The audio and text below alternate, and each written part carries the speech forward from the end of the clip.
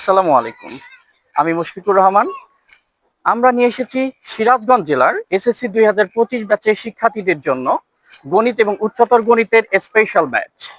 আমাদের গণিত একাডেমি কেন সিরাজগঞ্জ জেলায় সবার সেরা, জেনে নিন বিএলিয়ান্সদের ফিডব্যাক থেকে। আমি তাসিফ আহমেদ।